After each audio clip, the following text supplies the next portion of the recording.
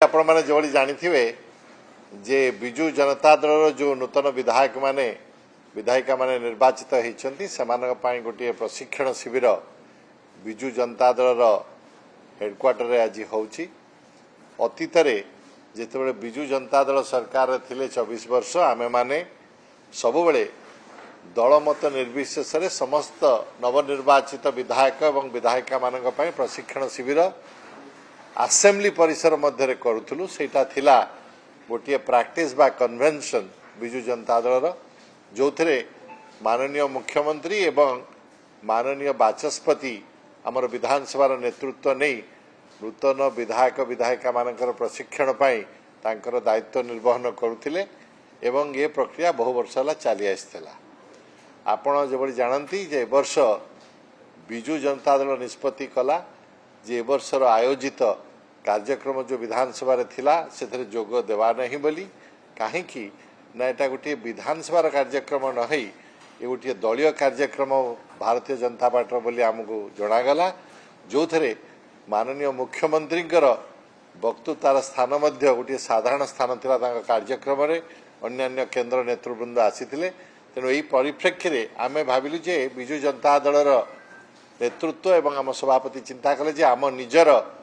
नवनिर्वाचित विधायक एवं विधायिका अलग प्रशिक्षण कार्यक्रम आम करूँ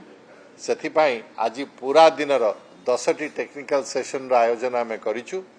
आमर जो माने वरिष्ठ विधायक जो माने अतीत मंत्री रही बाचस्पति रही से समस्ते जोगदे आमर नूतन विधायक विधायिका मानू विधानसभा कार्यक्रम केवल जड़े इफेक्टिव लेजिस्लेटर हेबे रूल्स प्रोसीजर एवं कन्वेंशन कौन अच्छी विधानसभार विभिन्न विषय जेबली आपण कमिटी केमिति काम करिवे जीरो आवर केवल व्यवहार करिवे सरकार को केवल अकाउंटेबल केमिति करिवे मैटर्स ऑफ पब्लिक इंपोर्टेंस कौन अच्छी एभली विभिन्न विषय आम आज चर्चा करूँ एवं ता सहित आमर अनेक वरिष्ठ विधायक एवं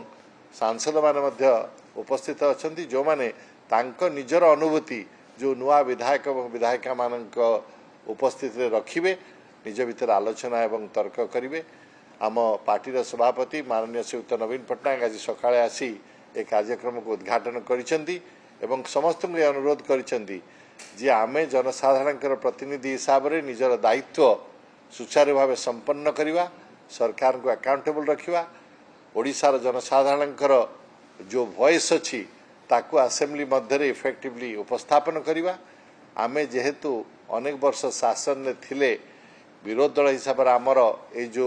रोलटा यहाँ नूतन किंतु ये जेभली आमे भल शासन चलू से केवल वरिष्ठ एवं उपयुक्त विरोधी दल भाव आम कार्य करूँ से नहीं माननीय सभापति श्रीयुक्त नवीन पट्टनायक समस्त को परामर्श देले एवं आमर आशा जे समस्त नवनिर्वाचित विधायक विधायिका एठू गलापर आसेम्बली मध्य निजर जो दायित्व ताकू सुचारू भाव संपन्न करेंगे। ये परिप्रेक्षी में आम समस्त को भारतीय संविधान गोटे कॉपी विभिन्न पुस्तक जो गुड़िक आसेम्बली रूल्स प्रोसीजर विषय कहे एवं आमर पूर्वतन नेता एवं जहाँ को आपण मैंने प्रेम स्नेह समस्ते जानती श्रीयुक्त विजु पट्टनायक तांकर गोटे आत्मकाहानी विषय जो बुहाई दि जाइए एवं ये सब नहीं आम चिंता करुचु जे आमर दलर कार्यकर्ता माने बहु कठिन परिश्रम कर कार्यक्रम टी भल भाव बंदोबस्त करने आमर आशा यार प्रभाव आमर नूतन विधायक और विधायिका मान रही।